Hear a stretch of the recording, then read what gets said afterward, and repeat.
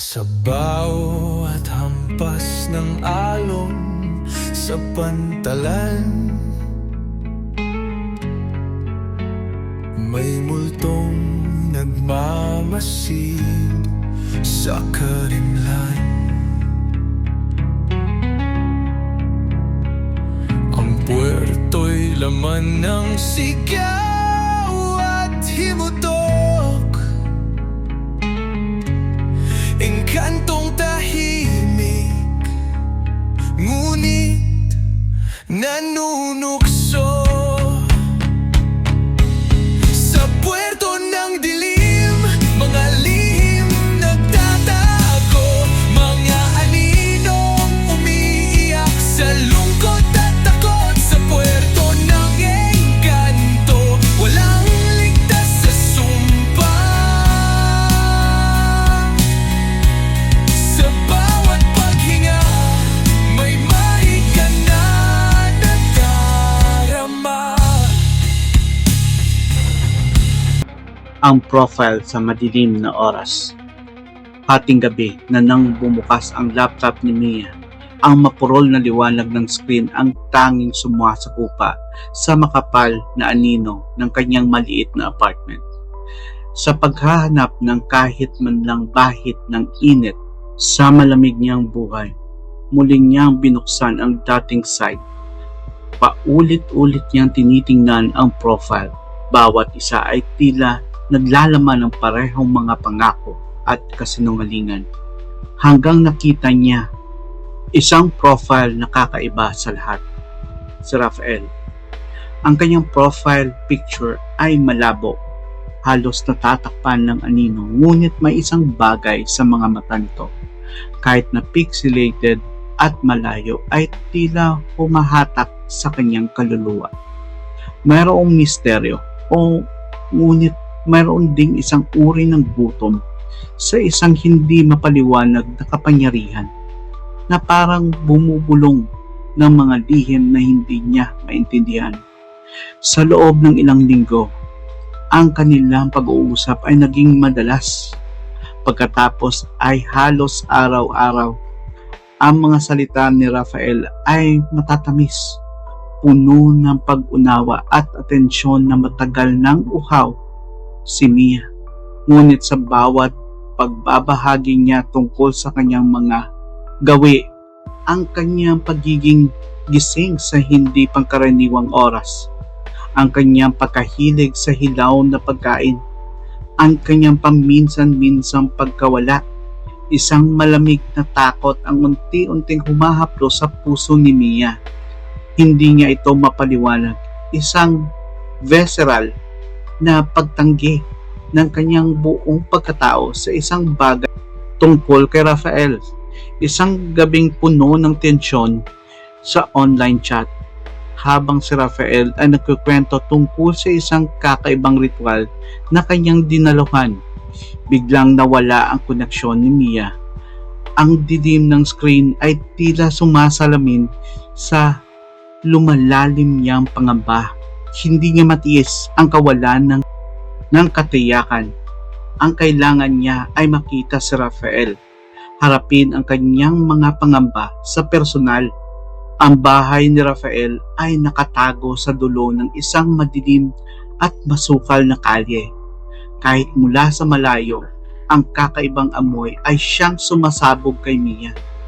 Matamis ngunit nakakasulasok, parang bulaklak na nabubulok. Ang hangin ay mabigat, puno ng isang hindi mapaliwanag na presensya. Nang itinulak niya ang bahagyang nakabukas na pinto, isang malamig na katahimikan ang bumalot sa kanya.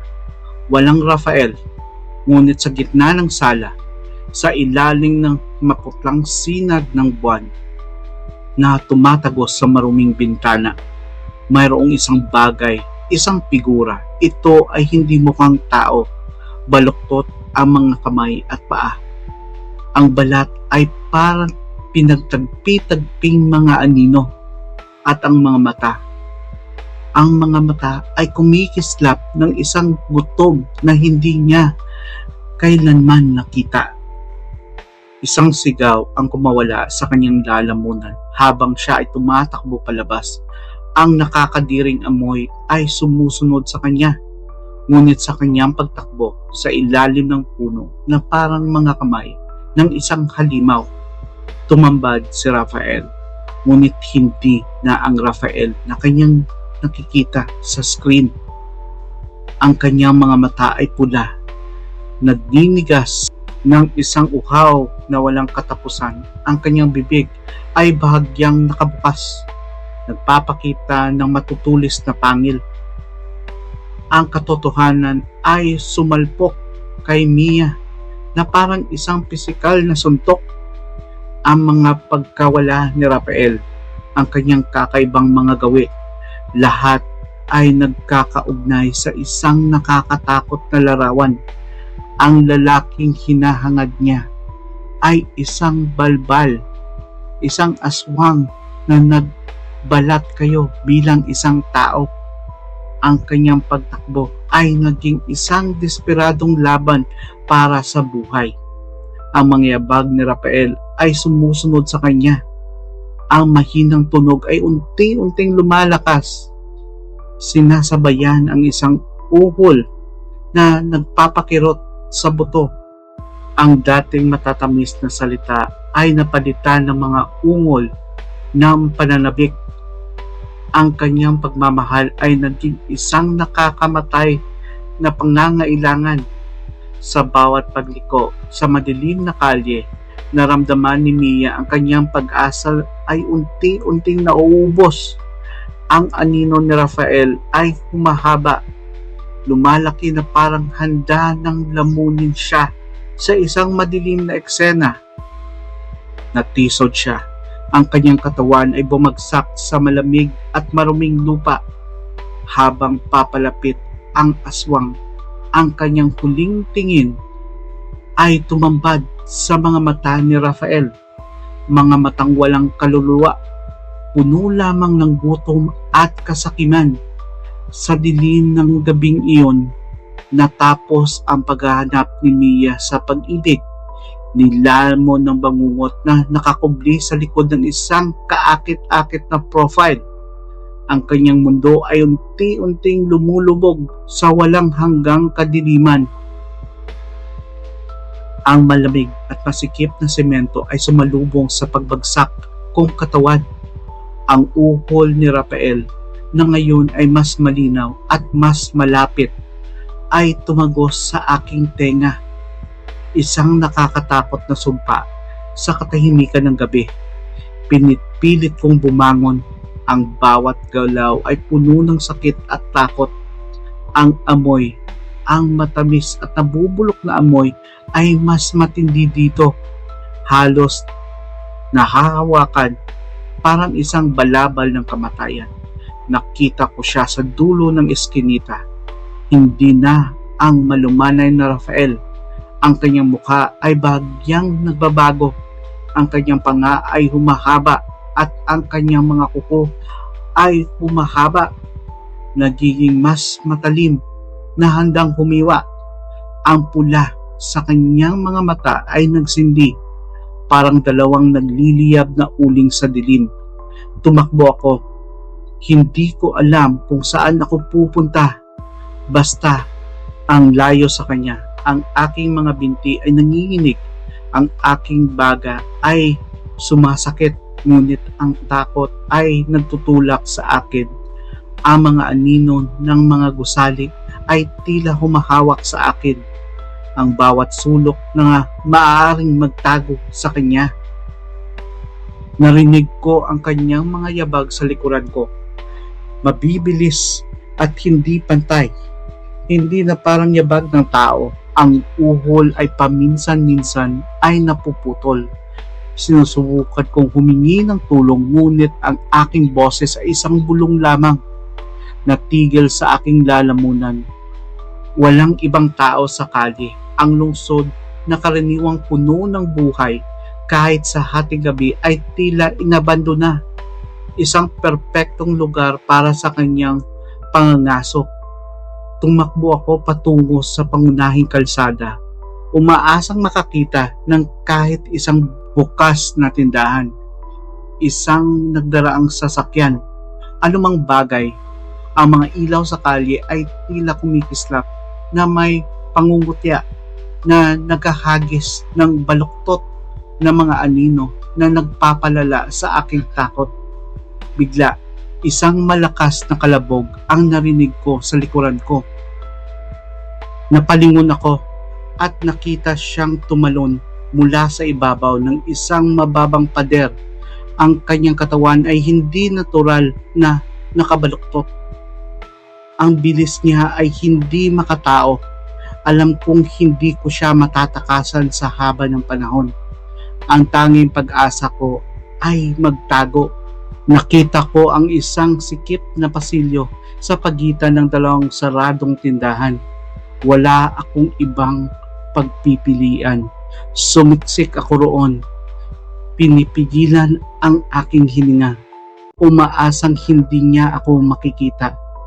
Ang amoy niya ay sumusunod sa akin. Matindi dito. Sa masikip na espasyo, narinig ko ang kanyang mabagal na paghinga. Sa kabilang panig ng pader, ang kanilang uhol ay naging isang tahimik na pag-ungol. Alam kong naroon lang siya, naghihintay. Ang katahimikan ay nakakabingi. Puno lamang ng pintig ng aking puso na parang isang tambol ng kamatayan. Ilang minuto ang lumipas, tila walang hanggan. Ang aking mga kalamnan ay nangangalay. Ang aking takot ay halos pisikal. Bigla, isang kaluskos ang narinig ko sa dulo ng pasilyo. Isang anino na humaba at nakita ko ang dulo ng kanyang mahabang kuko na kumakapa sa pader. Alam kong natagpuan niya ako. Wala na akong ibang magagawa kundi ang sumigaw. Isang sigaw ng desperasyon, ng takot, ng pagpapaalam sa mundo.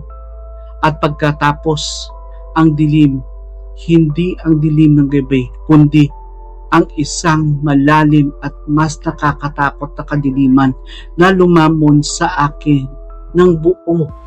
Ang huling bagay na naramdaman ko ay ang matalas na sakit sa aking leeg at ang matamis at nabubulok na amoy na bumabalot sa akin. Hindi bilang isang banta, kundi bilang isang katapusan. Ngunit marahil ito lamang ang simula ng aking bangungot. Marahil sa mundong ito kung saan ang mga aswang ay nagpapanggap ng pag-ibig, ang kamatayan ay hindi ang katapusan, kundi ang simula ng isang bagong uri ng paghihirap. At ang amoy ng kamatayan ay bumabalot sa akin ay hindi lamang ang aking katapusan, kundi ang simula ng isang walang hanggang bangungot. Hindi ko alam kung gaano katagal akong nawala ng malay. Ang una kong naramdaman ay ang malamig at malagkit na likido na dumadaloy sa aking leeg. Ang amoy, ang mabaho at matamis na amoy, ay mas matindi ngayon. Halos tumutusok sa aking utak. Dahan-dahan kong minumulat ang aking mga mata. Ang madilim na eksena ay bahagyang natatanglawan ng maputlang sinag ng buwan. Nakahiga ako sa malamig na semento at sa ibabaw ko, isang anino ang bumabalot sa akin. Si Rafael. Ngunit hindi na siya si Rafael na nakilala ko o kahit ang Rafael na humabol sa akin kanina. Ang kanyang mukha ay lubusang nagbago. Ang kanyang panga ay humaba. Ang kanyang bibig ay isang malaki siwang na puno ng matutulis ng ngipin. Ang kanyang mga mata ay purong pula, walang bahid ng pagkatao, puno lamang ng walang hanggang gutom. Ang kanyang balat ay tila nagbabalat, nagpapakita ng mas madilim at parang sugatan laman sa ilalim. Hindi niya ako pinatay, hindi pa. Naramdaman ko ang kanyang malamig at mabalahibong kamay na humahaplos sa aking pisngi.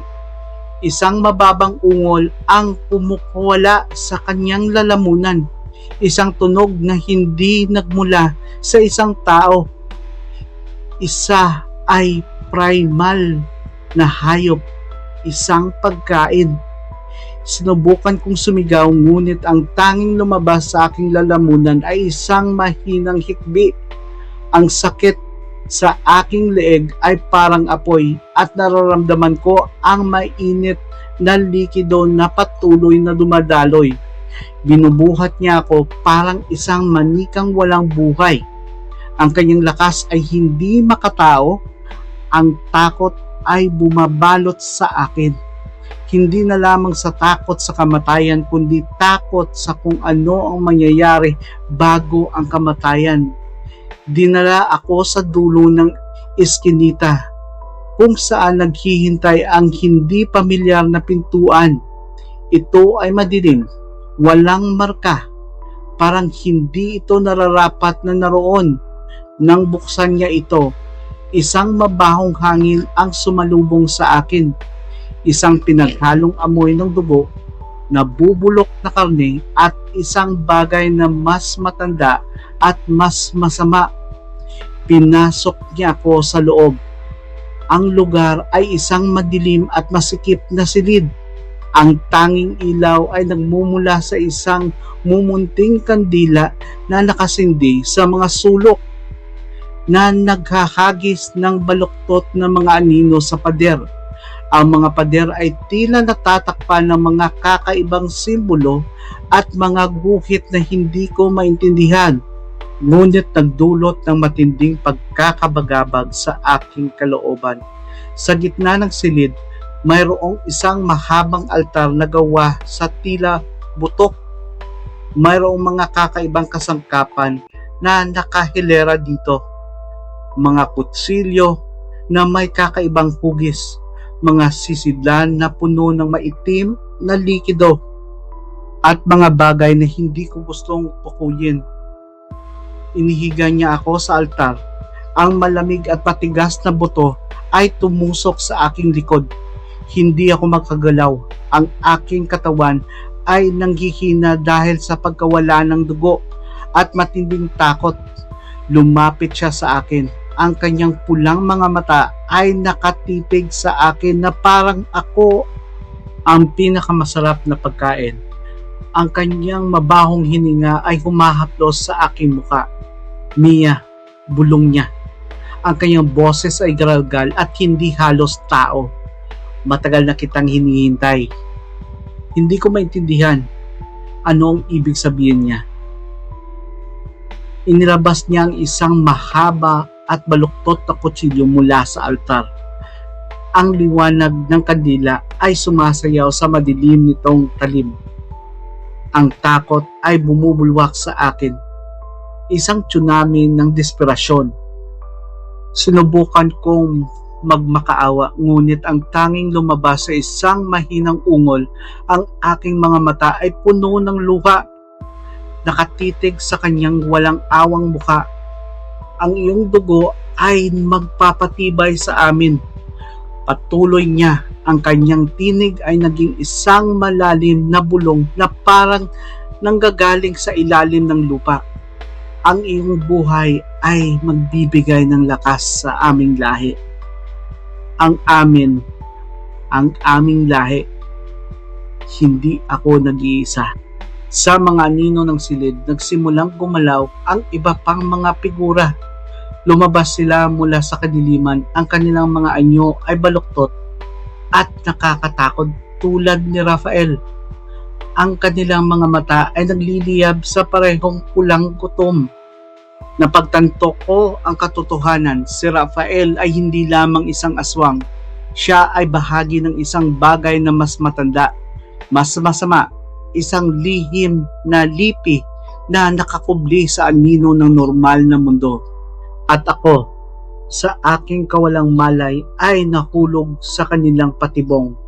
Ang huling hininga ng araw ay tuluyan ng nawala at ang kadiliman ng kanilang mundo ay handa ng sumaklaw sa akin ng buo.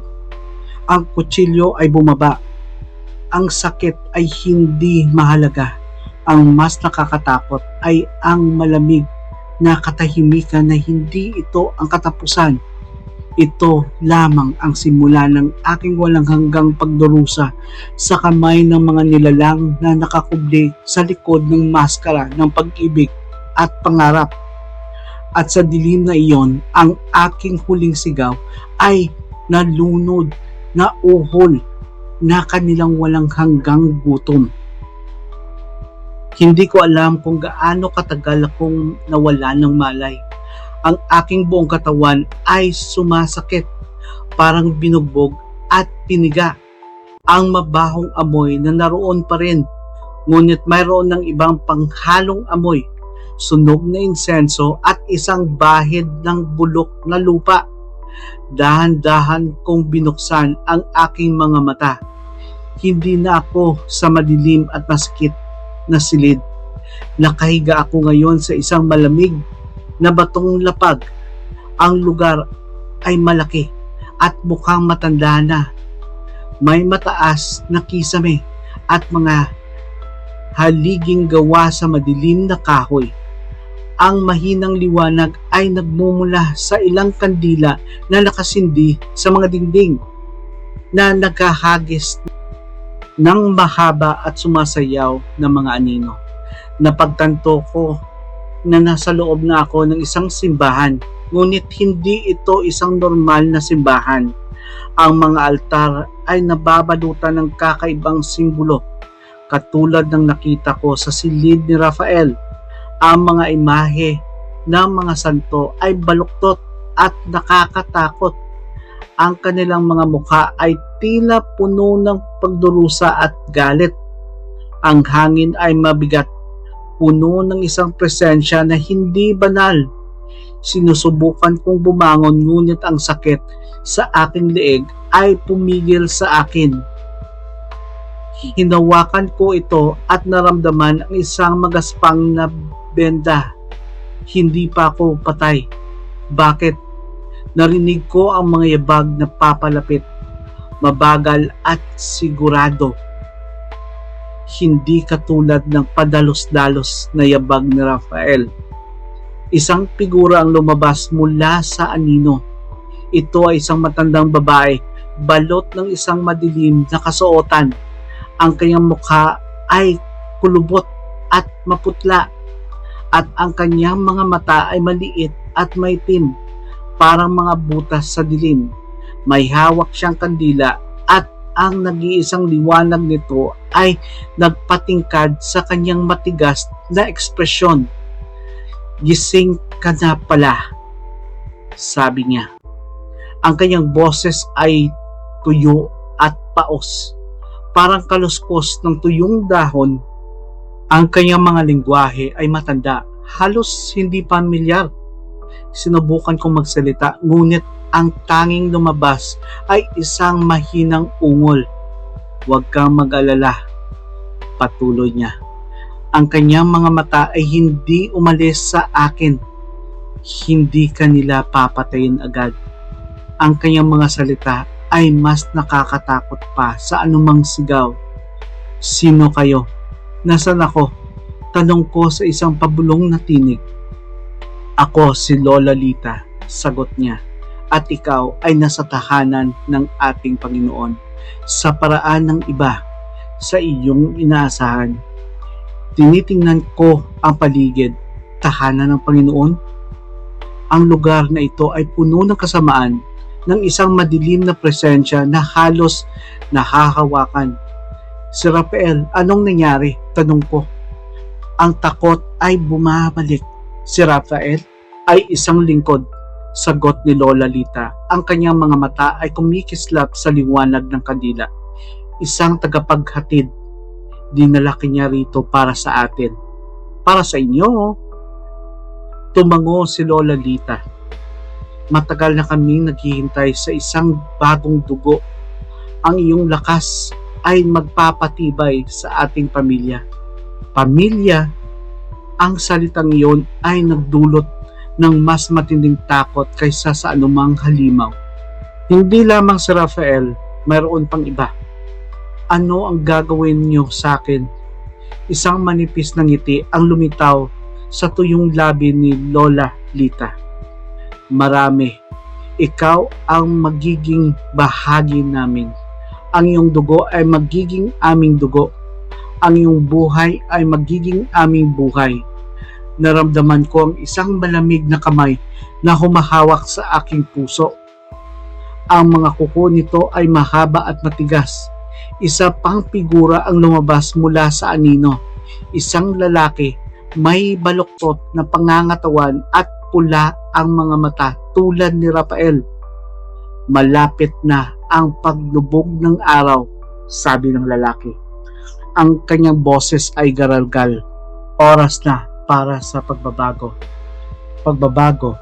Ang salitang iyon ay nagdulot ng isang bagong uri ng takot sa akin. Hindi lamang sa kamatayan, kundi sa pagbabago tungo sa isang bagay na hindi ko maintindihan. Isang bagay na kasuklam-suklam. Sinubukan kong pumiglas, ngunit ang kanilang paghahawak ay mahigpit. Ang aking katawan ay naghihina. Ang aking pag-asa ay unti-unting nauubos. Tumingala ako sa mataas na kisame sa simbahan. Sa mga baluktot na imahe, ang mga santo, wala akong makitang awa sa kanilang mga muka. Tanging ang walang hanggang pagdurusa at ang madilim na pangako ng isang mas nakakatakot at kinabukasan. Ang huling sinag ng araw ay tumagos sa maruming bintana na naghahagis ng mahaba at nabubulok na mga anino sa buong simbahan. Sa huling liwanag na iyon, nakita ko ang kanilang tunay na anyo. Ang kanilang mga mukha ay unti-unting nagbabago. Ang kanilang mga mata ay nagliliyab sa gutom. Ang kanilang mga pangil ay humahaba. Ako ay nasa gitna ng isang tahanan ng mga halimaw, isang simbahan ng kadiliman, at habang papalapit ang gabi, alam kong ang aking dating buhay ay malayo na at ang aking hinaharap ay nakasulat sa dugo at takot sa mga baluktot ng mga pader ng simbahan na dulo ng gabi. Ang pagbabago ay malapit na at alam kong ito na ang magiging mas masahol pa kaysa sa kamatayan. Ang huling hibla ng liwanag ay tuluyang lumisan. Sa maruruming bintana ng simbahan, ibinabalot ang buong lugar sa isang makapal at nakakapangilabot na dilim. Ang tanging nagbibigay buhay sa madilim na kapaligiran ay ang ilang mumunting kandila na ang kanilang mga lamang sumasayaw ay lumilikha ng mga gumagalaw na anino na tila may sariling buhay. Mahigpit ang pagkakahawak sa akin ng matandang babae at ang matandang balbal na lalaki. Dinala nila ako papalapit sa altar na gawa sa buto. Ang malamig at makinis na ibabaw nito ay dumampi sa aking likod, nagdulot ng panibagong antak ng takot. Ang amoy ng bulok na lupa at dugo ay mas tumindi, halos nakakasulasok. Nakita ko ang iba pang mga figura na lumalabas mula sa sulok ng simbahan. Mayroong matanda at bata, lalaki at babae. Ngunit ang kanilang mga mata ay parehong nagliliyab. Pulang gutom, ang kanilang mga mukha ay nababalutan ng parehong nakakatakot na pagbabago. Sila ang pamilya ni Rafael. Sila ang nilalang na nakakubli sa anino, naghihintay ng kanilang susunod na biktima. Si Lola Lita ay nanguna sa altar. May hawak siyang isang libro na mukhang luma at nabubulok. Ang mga pahina nito ay puno ng kakaibang mga simbolo at mga salita ay hindi maintindihan. Ang kanyang paos na boses ay nagsimulang bumigkas ng isang nakakatakot na awitin. Ang mga salita ay parang mga bulong ng demonyo. Ang iba pang mga balbal ay nagsimulang sumagot ng kanyang awitin. Ang kanilang mga boses ay bumubuo ng isang nakakatakot na kuro na pumupuno sa buong simbahan. Ang hangin ay tila bumibigat, ang presensya ng kasamaan ay halos hahawakan. Naramdaman ko ang kanilang mga kamay sa aking katawan. Hinuhubaran ako ng aking damit. Ang malamig na hangin ay dumadampi sa aking balat, ngunit ang mas nakakapangilabot ay ang kanilang mga titig, ang gutom, ang pananabik. Nakita ko si Rafael na lumapit sa altar. May hawak na isang kakaibang sisidlan na puno ng maitim na likido. Ang amoy nito ay mas masakol pa kaysa sa dugo. Isang mabahong timpla ng kamatayan at kasamaan. Ang dugo ni Mia ang nagbibigay sa atin ng bagong lakas, sabi ni Lola Lita. Ang kanyang mga mata ay nakatitig sa akin na may tagumpay. Ang kanyang buhay ay magpapatuloy sa ating lahi. Naramdaman ko ang malamig na talim ng kutsilyo na dumampi sa aking balat. Hindi na sa aking leeg, kundi sa aking dibdib. Ang takot ay bumulwak sa akin. Isang paralysis na humahawak sa aking buong katawan. Sinimulan nilang hiwain ang aking balat. Ang sakit ay matindi, ngunit tila malayo, natatakpan ng mas matinding takot. Ang maitim na likido sa sisidlan ay nagsimulang kumislap, parang buhay. Ang awitin ay tumitindi, ang mga anino ay tila sumasayaw ng mas mabilis. Naramdaman ko ang kanilang mga kamay sa aking dugo. Pinapahiran ito sa kanilang mga muka, sa kanilang katawan. Ang kanilang mga pulang mata ay mas nanginginig. Ang kanilang mga anyo ay tila mas nagiging baluktot at hindi makatao. Nakita ko ang pagbabago. Ang kanilang mga balat ay nagsimulang magbalat. Ang kanilang mga buto ay lumalabas. Ang kanilang mga pangil ay humahaba. Sila ay nagising, mas ganap, mas malinaw. Ang aking paningin ay nagsimulang lumabo. Ang sakit ay naging isang malaking alon na lumulunod sa akin. Ngunit sa gitna ng lahat ng ito, may isang mas nakakatakot na realisasyon. Hindi lamang nila inaalis ang aking buhay. Ninanais nila ang aking pagkatao. Ninanais nilang gawin akong isa sa kanila. Naramdaman ko ang isang malamig na mabalahibong kamay na humahawak sa aking bibig. Pinipigilan ang aking huling sigaw. Ang maitim na likido ay idinampi sa aking mga labi. Ang lasa nito ay kasuklam-suklam, puno ng kamatayan at kasamaan. Malapit ka na maging isa sa amin, Mia, bulong ni Rafael. Ang kanyang boses ay puno ng pananabik. Malapit ka nang maging bahagi ng aming walang hanggang gabi. Ang dilim ay lumalalim, hindi lamang sa simbahan kundi sa aking sariling kamalayan. Ang awitin ay unti-unting humihina, mapapalitan ng isang mababang nakakaisang ungol. Naramdaman ko ang aking katawan ay nanghihina, ang aking isipan ay lumalayo, at sa huling sandali ng aking dating buhay, nakita ko ang kanilang mga pulang mata na nakatitig sa akin, puno ng tagumpay at gutom. Alam kong hindi ito ang katapusan. Ito ang simula ng aking walang hanggang paglalakbay sa kadiliman. Biglang isa sa kanila. Isang nilalang ng gabi, isang bahagi ng kanilang nakakatakot na pamilya. Ang orasan ng dilim ay tumutugtog na at ako ay nakatatakdang sumayaw sa kanyang nakakamatay na musika. Ang dilim ay hindi nagtagal. Hindi ito ang kapayapaan ng kamatayan, kundi isang malamig at gutom na kawalan. Pagkatapos, unti-unting bumalik ang pakiramdam, hindi bilang ang dating Mia.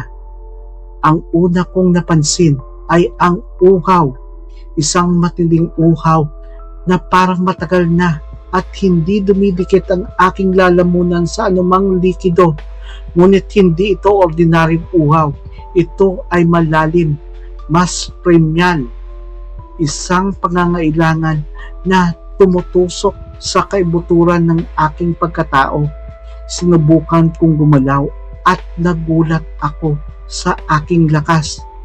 Ang aking mga kalamnan ay tila mas malakas, mas matatag, ngunit mayroon ding kakaibang pananakit, parang mga bago at dayuhang bagay na tumutubo sa loob ko. Dahan-dahan kong inunat ang aking mga mata. Ang simbahan ay pareho pa rin, ngunit may kakaibang aura. Ang mga anino ay tila mas malalim. Ang mga simbolo sa mga pader ay parang kumikislap sa isang hindi makikitang liwanag. Ang mabahong amoy ay mas pamilyar na ngayon, halos bahagi na ng aking paghinga. Nakita ko ang aking kamay. Hindi na ito ang maputla at pamilyar na kamay ni Mia. Ang balat ay mas matingkad. Ang kuko ay bahagyang humaba at tumulis. May kakaibang pulso akong naramdaman, mabagal ngunit malakas, parang isang tambol ng ibang nilalang. Umupo ako. Ang sakit sa aking dibdib ay wala na. Napalitan ng isang kakaibang pangangati. Hinawakan ko ito at naramdaman ang mas magaspang na benda. Nang tanggalin ko ito, nakita ko ang peklat, isang baluktot at maitim na marka na parang sinunog sa aking balat. Si Lola Lita ay nakatayo sa harap ko. Ang kanyang maliit at maitim na mga mata ay nakatitig sa akin na may isang uri ng pagmamalaki. Maligayang pagdating sa aming pamilya, Mia. Sabi niya, ang kanyang boses ay mas malambot ngayon. Halos parang isang ina. Ikaw ay isa na sa amin ngayon. Tiningnan ko ang aking sarili. Ang aking damit ay punit at puno ng dugo. Ang aking katawan ay tila iba, hindi na sa akin. Anong nangyayari sa akin? Tanong ko. Ang aking boses ay garalgal at hindi pamilyar. Binigyan ka namin ng bagong buhay, sagot ni Rafael. Nang lumabas mula sa anino, ang kanyang mukha ay bumalik na sa halos normal. Ngunit ang pula sa kanyang mga mata ay naroon pa rin. Isang paalaala ng kanyang tunay na anyo. Ang iyong dugo ay nagiging aming dugo. Ang iyong laman ay naging aming laman. Hindi ko maintindihan, ngunit ang uhaw, ang matinding uhaw na nararamdaman ko, tila nagbibigay ng isang nakakatakot na kasugatan. Ano ang kailangan ko? Tanong ko. Ang mga salita ay halos hindi lumabas sa aking lalamunan. Isang ngiti ang lumitaw sa labi ni Lola Lita. Kailangan mo ang kung ano ang kinakailangan namin para mabuhay. Tumingin ako sa kanila, sa kanilang mga pulang mata, sa kanilang mga bahagyang nakangisi na labi. Napagtanto ko ang nakakatakot na katotohanan. Hindi lamang nila ako pinatay, binago nila ako. Ginawa nila akong isa sa kanila. Ang uhaw ay tumindi. Isang gutom na hindi ko kailanman naranasan. Ito ay humihingi, sumisigaw sa loob ko. Tumingin ako sa aking mga kamay. Ang bahagyang humabang mga kuko ay tila nangangati. Sino ang kailangan kong kunin? Tanong ko. Ang mga salita ay halos isang ungol. Nagkatinginan sina Lola Lita at Rafael.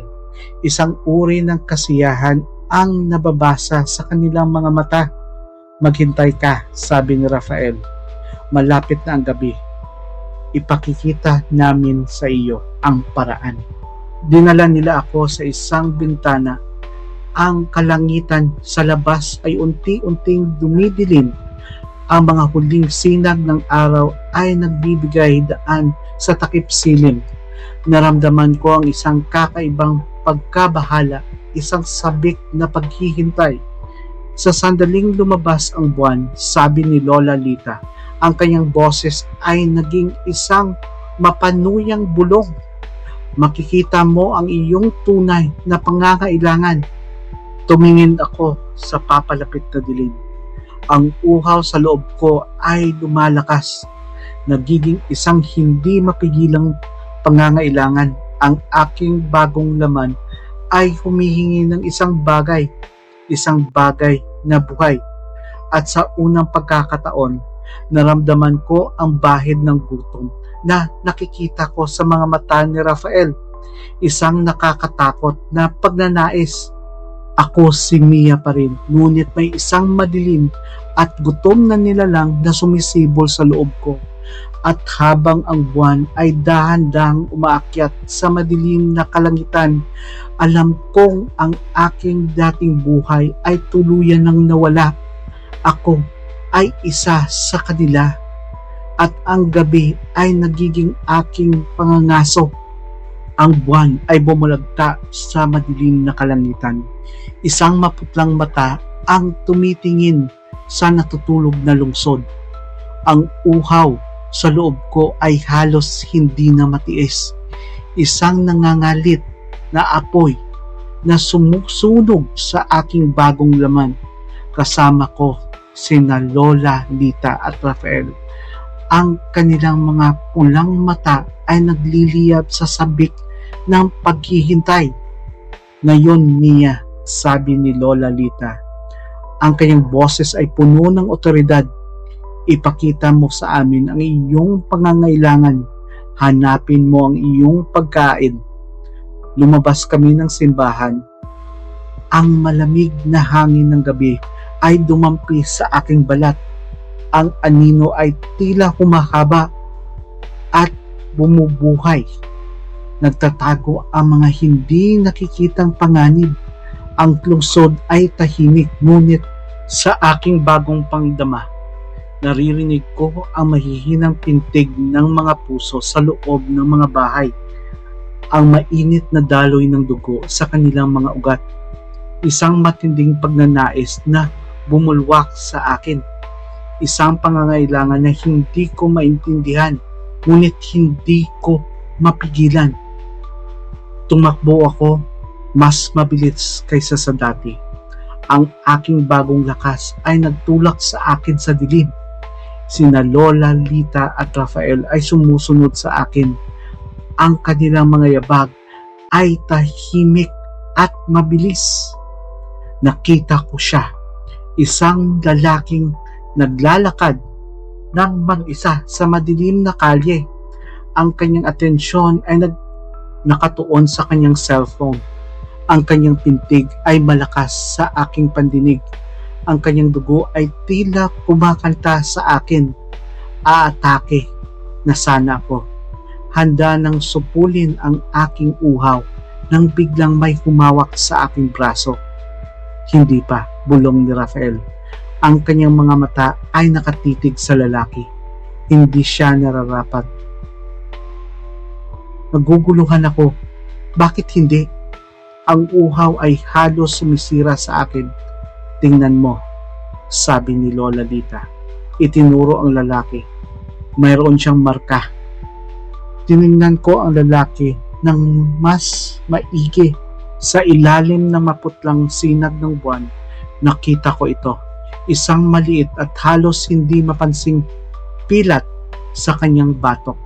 Hugis ng isang kakaibang simbolo. Ano yun? Tanong ko. Ang tanda ng proteksyon, sagot ni Lola Lita. Ang dugo niya ay hindi para sa atin. Ito ay magpapahina lamang sa atin. Nagulat ako. Hindi lahat ng tao ay maaaring maging pagkain namin. Mayroong mga protektado. Pinagpatuloy namin ang aming paghahanap. Marami kaming nakasalubong, ngunit bawat isa ay mayroong marka. Iba't ibang hugis, iba't ibang lokasyon. Ngunit naroon pa rin. Ang uhaw ko ay patuloy na tumitindi. Halos masiraan ako ng bait. Sa isang madilim na iskinita, nakita namin ang isang babae. Wala siyang marka. Ang kanyang pintig ay malakas at matatag. Ang uhaw ay sumabog. Isang hindi mapigilang pangangailangan, tumakbo ako patungo sa kanya. Ngunit bago pa ako makalapit, isang matinding sakit ang tumama sa aking ulo. Bumagsak ako sa lupa. Ang aking paningin ay lumabo. Nakita ko si Lola Lita na nakatayo sa ibabaw ko. May hawak na isang kakaibang krus na gawa sa madilim na kahoy. Ang mga simbolo na nakaukit dito ay parang humihigop ng liwanag. Hindi pa Mia, sabi niya. Ang kanyang boses ay malamig at mahigpit. Hindi pa siya ang nararapat. Naguguluhan ako bakit wala siyang marka. Ngunit ang uhaw, bulong ko, mayroong mas mahalagang bagay kaysa sa simpleng pagkain. Sagot ni Rafael. Ang kanyang mga mata ay nakatitig sa babae. Mayroon tayong kailangan mula sa kanya. Binuhat nila ako at dinala sa babae. Pinilit nila akong tumitig sa kanyang mukha. Sa unang pagkakataon, tinitigan ko siya ng mabuti. Ang kanyang mukha ay pamilyar. Sobrang pamilyar. Sa isang iglap, bumalik ang alaala, ang dating site, ang profile, ang kanyang pangalan. Ikaw, bulong ko. Ang aking boses ay puno ng pagkabigla. Ikaw si Rafael? Ang babae ay umisi. Isang pamilyar, ngunit ngayon ay nakakatakot ng ngiti. Ang kanyang mga mata ay nagbago. Ang pula ay lumiliyab sa ilalim ng kanyang magandang kasuotan. Maligayang pagdating sa tunay na pamilya, Mia, sabi ng babae. Nagpapanggap na Rafael. Ang kanyang boses ay naging mas malalim, mas garalgal. Ang parehong boses na narinig ko sa simbahan. Ang aking tunay na anyo. Tumingin ako kay Lola Lita. Ang kanyang matigas na ekspresyon ay lumambot, napalitan ng isang mapagmahal na tingin. Alam mo ba kung bakit ka namin pinili, Mia? Tanong niya. Hindi lamang dahil sa iyong dugo. Hinahawakan niya ang aking kamay. Ang kanyang mga mata ay puno ng isang nakakatakot na pagmamahal. Ikaw ang nawawalang piraso. Patuloy niya. Ang aming matagal nang nawawalang anak. Ang uhaw ay biglang nawala. Napalitan ng isang malamig na takot na bumalot sa akin. Hindi lamang akong ginawang halimaw. Ako ay bahagi na pala ng isang mas malaki at mas nakakatakot na pamilya. At ang gabing ito ay hindi lamang ang aking unang pangangaso. Ito ang aking pagbabalik sa tahanan. Ang mga salita ni Lola Lita ay bumibigat sa hangin. Isang malamig na kumot ang bumalot sa aking isipan. Anak. Anak ako? Ang babaeng ito, ang matandang balbal na ito, ang aking ina. Ang katotohanan ay tila isang bangungot na hindi ko magawang gisingin. Ang babaeng nagpanggap na Rafael ay humakbang papalapit. Ang kanyang anyong lalaki ay unti-unting nawawala. Bumabalik sa isang makinis at nakakatakot na kagandahan. Ang kanyang pulang mga mata ay puno ng isang uri ng paglalarong pananabik. Mahaba ang aming hinintay para sa iyong pagbalik, kapatid. Sabi niya. Ang kanyang boses ay malambing ngunit may nakatagong panganib. Ang aming pamilya ay hindi kumpleto kung wala ka, kapatid. Isang buong pamilya na ang mga nilalang na ito. Ang aking isipan ay hindi kayang tanggapin ang bigat ng katotohanan. Ang buhay ko, ang paghahanap ko ng normalidad ay isang kasinungalingan pala. Ang aking pinagmulan ay nakatago sa dilim, sa isang lihim na lahi ng mga halimaw. Hindi to totoo, bulong ko. Ang aking boses ay nanginginig. Hindi ako isa sa inyo. Isang malungkot na ngiti ang lumitaw sa labi ni Lola Lita. Ang dugo ay hindi nagsisinungaling, anak ko. Naramdaman mo na ito, hindi ba? Ang uhaw, ang lakas, ang pangangailangan. Tinitigan ko ang aking mga kamay. Ang bahagyang humabang mga kuko. Ang kakaibang pulso na dumadaloy sa aking mga ugat. Ang uhaw o nararamdaman ko ito. Ngunit ito ay isang bagay na dayuhan, isang sumpa na ipinatanaw sa akin. Hindi, pagtatanggi ko pa rin. Ginawa niyo ito sa akin, hindi ako ganito. Ginawa ka naming maging kung sino ka talaga, sabi sa akin ng aking kapatid. Tinanggal lang namin ang tabing ng nakakubli sa iyong mga tunay na sarili. Dinala nila ako pabalik sa simbahan. Ang mga balbal ay nagtitipon-tipon sa paligid namin. Ang kanilang mga pulang mata ay nakatitig sa akin na may pag-asa at pagtanggap. Hindi na sila ang mukhang nakakatakot. Mukha na silang pamilya. Isang baluktot at nakakatakot na pamilya. Ipinakita nila sa akin ang mga ritual, ang mga tradisyon ng kanilang lahi, ang pagpili ng pagkain, ang walang marka, ang pag-iwas sa mga protektadong dugo, ang kanilang mahabang kasaysayan, ang kanilang pagtatago sa anino ng mundo ng mga tao. Ipinaliwanag nila kung bakit ako iniwan. Upang protektahan ako, sabi ni Lola Lita, upang bigyan ako ng pagkakataong mabuhay ng normal na buhay kung sakaling hindi nila ako mahanap. Ngunit ang dugo ay tumatawag, sabi nila, at sa huling natagpuan din nila ako. Sa bawat araw na lumilipas, mas nararamdaman ko ang pagbabago. Ang uhaw ay nagiging mas mahirap pigilan. Ang aking pangdama ay humahasa. Nakakarinig ako ng mas malalayong bulungan. Nakakaamoy ng mga dugo mula sa malayo. Ang aking pangangailangan para sa araw ay humihina. Ang gabi ay naging aking tahanan. Sinubukan kong labanan ito. Sinubukan kong kumapit sa aking dating sarili at sa alaala ni Mia, ang naghahanap ng pag-ibig sa isang dating site. Ngunit ang bawat tibok ng aking bagong puso ay isang paalaala ng aking tunay na pamana. Isang gabi, dinala ako ng aking kapatid sa isang mataas na lugar na tanaw ang buong lungsod. Ang mga ilaw sa ibabaw ay parang mumunting alitap-tap.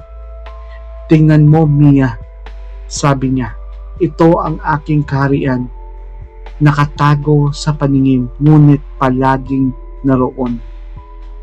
Naramdaman ko ang isang kakaibang pagmamalaki sa bumubuo sa loob ko. Isang pakiramdam na hindi kailanman naranasan bilang tao. Ito ang aking pamilya. Ito ang aking mundo. Ngunit mayroon pa ring bahagi ko na nakakatakot, ang alaala ng takot ng aking puso nang makita ko ang tunay na anyo ni Rafael, ang bangungot ng ritual sa simbahan, ang katotohanan na ang aking buhay ay nakabantay sa pagpatay. Hindi ba ito mali? Tanong ko. Ang aking boses ay halos isang bulong, ang pagkuha ng buhay ng iba. Tumitig ang aking kapatid sa lungsod sa ibaba. Ito ang ating paraan ng pamumuhay niya. Ito ang ating pangangailangan. Kung hindi tayo maninila, mamamatay tayo. Ngunit sila ay mga tao, sabi ko. Mayroon silang buhay, mga pangarap, tulad ng mayroon ka, sagot ng kapatid ko. Bago ka naming matagpuan, ngunit ngayon ikaw ay iba na.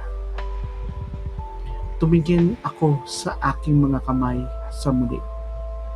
Hindi na sila mukhang kamay ni Mia. Mas matalas ang mga ito, mas mapanganib. Kailangan kong subukan, sabi ko.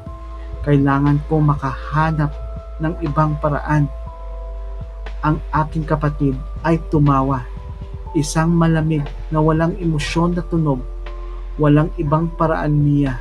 Ang gabi ay ang ating pamana at ang uhaw ang ating batas. Sa gabing iyon, ang mataas na lugar na tanaw ang natutulog na lungsod. Alam ko ang kailangan kong gumawa ng isang pagpili. Tanggapin ang aking bagong sarili, ang aking bagong pamilya, ang madilim na pamana ng gabi, o subukang humanap ng isang ibang landas, isang paraan upang mapagkasundo ang aking dating buhay sa aking bagong katotohanan, kahit na nangahulugan ito ng paglaban sa aking sariling dugo. Ang aking paglalakbay sa kadiliman ay nagsimula pa lamang. Ang mga buwan ay lumipas sa ilalim ng mapanuring tingin ng gabi. Natuto akong mamuhay sa anino. Tinatanggap ang aking bagong pandama, ang aking lakas, ang matinding uhaw ng palaging naroon.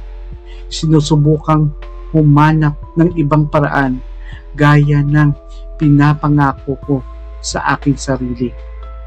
Nagpakain ako. Pinipigilang lumapit sa mga taong walang marka.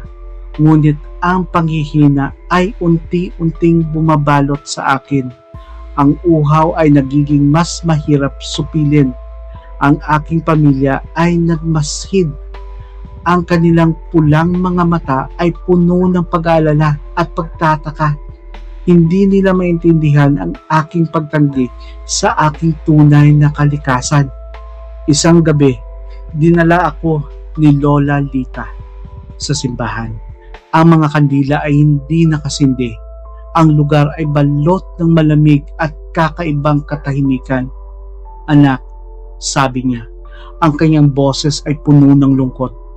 Hindi mo maaring labanan ang iyong dugo. Ito ang iyong tunay na sarili. Ngunit hindi ko gusto maging ganito. Sagot ko. Ang aking tinig ay puno ng desperasyon. Hindi ko gustong pumatay. Kung hindi ka kakain, mamamatay ka. Sabi ng aking kapatid na lumabas mula sa anino. Ito ang batas ng ating pag-iiral. Alam kong may katotohanan sa kanilang mga salita. Ang panghihina ay lumalala. Ang uhaw ay halos sumisira sa aking isipan. Ngunit ang ideya ng pagpatay ng isang inosenteng tao, hindi ko matanggap. Isang ideya ang sumibol sa aking isipan. Isang mapanganib ngunit posibleng solusyon. Kung hindi ako maaring kumain ng may mga marka, sabi ko, at ayaw kong saktan ang mga walang marka, ano ang tungkol sa mga katulad natin? Ang katahimikan ay bumigat sa simbahan. Ang aking pamilya ay nakatingin sa akin. na may pagkabigla at pagtataka. Ano ang iyong sinasabi, Mia? Tanong ni Lola Lita. Ang kanyang mga mata ay puno ng pag-aalala. Kung ang dugo ang nagbibigay sa atin ng lakas, paliwanag ko. Kung gayon, ang dugo rin ang maaring magsustento sa atin. Isang matagal na katahimikan ang sumunod. Nakita ko ang pagtatalo sa kanilang mga mata. Ang paglaban sa isang ideya na hindi pa nila naisip. Hindi ito ang paraan, sabi ng aking kapatid. Sa isang mariing tinig, ito ay labag sa ating tradisyon. Ngunit ano ang ating tradisyon? Tanong ko. Ang magtago sa dilim at pumatay? Maaari bang may ibang paraan? Sa gabing iyon, nagkaroon ng paghahati sa aming pamilya. Ang ilan ay natakot sa aking ideya. Naniniwalang ito ay magpapahina sa amin. Ngunit ang iba, lalo ng mas bata, ay nakakita ng isang bahid ng pag-asa. Isang paraan upang mabuhay nang hindi kinakailangang magdulot ng kamatayan. Ang pagsubok ay mapanganib. Ginamit ko ang aking sariling dugo, dahan-dahan, maingat na panghihina. Ang humupa, ang uhaw ay nabawasan.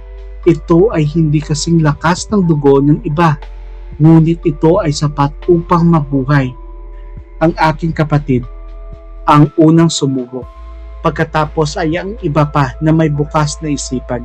Ito ay hindi madali, puno ng sakit at paghihina sa simula, ngunit nakaligtas kami. Ang balita ng aming bagong paraan ng pamumuhay ay kumalat sa aming lihim na komunidad. Ang ilan ay tumanggi, naninindigan sa lumang paraan, ngunit marami ang nagnais sumubok na naghahangad ng isang paraan upang mabuhay nang hindi kinakailangan maging mga halimaw sa tunay na kahulugan ng salita. Ang simbahan sa dulo ng gabi ay naging simbolo ng pagbabago. Hindi na lamang isang lugar ng madilim na ritual, kundi isang santuaryo ng pag-asa. Ngunit ang mundo sa labas ay nanatiling hindi alam, at alam ko ang aming bagong pamumuhay ay puno rin ng panganib. Ang uhaw ay palaging naroon, isang paalala ng aming tunay na kalikasan, at ang posibilidad na matuklasan ay palaging nakabitin sa aming uluhan. Isang gabi, nakatayo ako sa mataas na lugar na tanaw ang lungsod. Hindi katulad ng dati, kundi bilang isang tagabantay. Ang buwan ay tumatanglaw sa mga natutulog na kalye, at naramdaman ko ang isang kakaibang kapayapaan. Hindi ko lubos na tinanggihan ang aking pamana, ngunit tinahak ko ang isang bagong landas, isang landas na puno ng pagpili at pag-asa. Hindi na ako isang biktima o isang halimaw na walang kontrol. Ako si Mia, ang anak ng gabi, at pipiliin ko ang aking sariling bukas kahit na ito ay nangangahulugan ng pagbabago sa mismong kahulugan ng aming pag-iral. Ang bukas liwayway ay maaring malayo pa, ngunit sa kaibuturan ng dilim, nagsisimula na itong sumilay. At sa aking pagpili, maaring magbago ang kinabukasan ng aming lahi.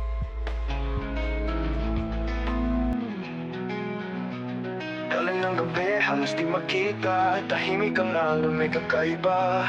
Halining malamig, may ipinapahiwatig sa puerto ng hiwaga kung saan ang oras ay naliligaw.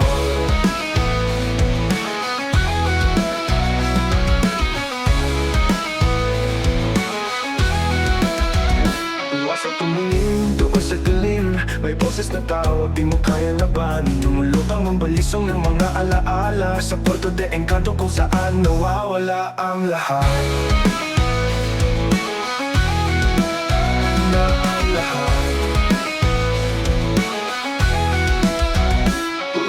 puno ng pagdududa, may aninong gumagalaw na tila may pruweba. Mga yapak na hindi sa'yo, naririnig ng buhangin ang tangis ng puso. Sino ang narito sa mahabang katahimikan? Sino ang paslit na tumatawa sa kawalan? Sino ang sumisigaw, ngunit di makainig? Sa Puerto de Encanto,